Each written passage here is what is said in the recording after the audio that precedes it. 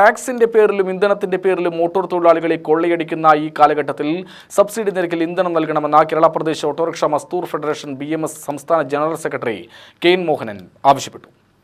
Motor and autorickshaw മസ്ദൂർ സംഘം BMS ജില്ലാ സമ്മേളനം കദളീവനം ഓഡിറ്റോറിയത്തിൽ ഉദ്ഘാടനം ചെയ്ത് സംസാരിക്കുകയായിരുന്നു KN മോഹനൻ.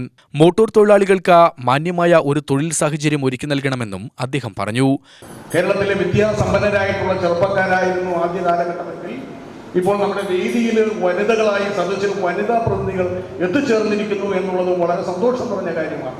അവരൊരു തൊഴിലിന് വേണ്ടി തന്റെ കുടുംബത്തെ പോറ്റുവാൻ പുരുഷനോടൊപ്പം ചേർന്ന് നിന്ന് പ്രവർത്തിക്കുവാൻ സന്നദ്ധരായി ധീരരായ ആ പ്രതികൂലമായ സാഹചര്യങ്ങളിൽ പണിയെടുക്കുന്ന ഡ്രൈവിംഗ് ജോലിയിലേക്ക് കടന്നു വന്നതും വളരെ ആശാവഹമായ കാര്യമാണ്.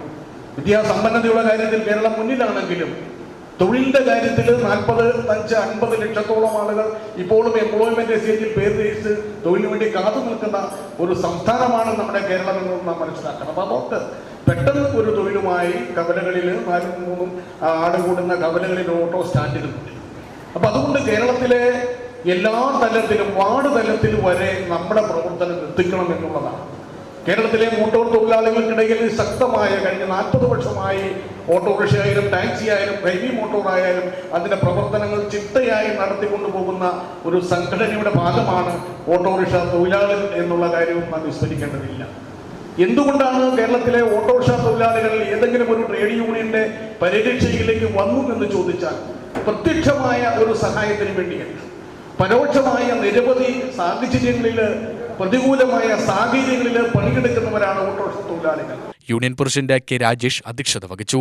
സമ്മേളനത്തിൽ BMS സംസ്ഥാന ട്രഷറർ C. ബാലചന്ദ്രൻ, മോട്ടോർ ക്ഷേമനിധി board executive officer VR Satheesh Kumar, union president K. Rajesh, general secretary V. Rajesh, treasurer B. Vijayarangam, M. Venus എന്നിവർ സംസാരിച്ചു.